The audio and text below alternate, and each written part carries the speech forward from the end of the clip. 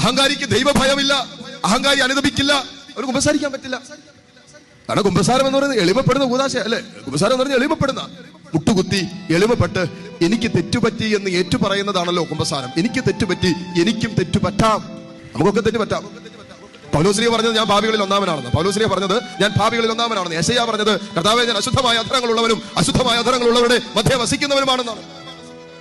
എനിക്ക് തെറ്റുപറ്റില്ല എന്നുള്ള ചിന്ത അഹങ്കാരത്തിന്റെ ചിന്തയാണ്. ഞാൻ എല്ലാം തികഞ്ഞവൻ, എനിക്ക് തെറ്റുപറ്റില്ല, അതുകൊണ്ട് എന്നെ ആരും പറഞ്ഞ് മനസ്സിലാക്കാൻ ശ്രമിക്കണ്ട, എന്നെ ആരും പഠിപ്പിക്കാൻ വരണ്ട, എനിക്കറിയാം എന്താ ചെയ്യേണ്ടതെന്ന്, എനിക്കറിയാം എങ്ങനെ പോകണമെന്ന്, എന്നെ നന്നാക്കാൻ നോക്കണ്ട. ഇതൊക്കെ അഹങ്കാരത്തിന്റെ ചിന്തയാണ്. അടികിട്ടാതിരിക്കില്ല. അവൻ അഹങ്കരിച്ച് തീരുന്നതിന് മുമ്പേ അടികിട്ടുന്ന പറഞ്ഞ. നിങ്ങൾ നോക്കിക്കോ, ഇങ്ങനെയുള്ളവർക്ക് വേണ്ടി നമ്മൾ നിരന്തരം പ്രാർത്ഥിച്ചുകൊണ്ടിരിക്കുക. എന്തിനാണെന്നറിയാമോ?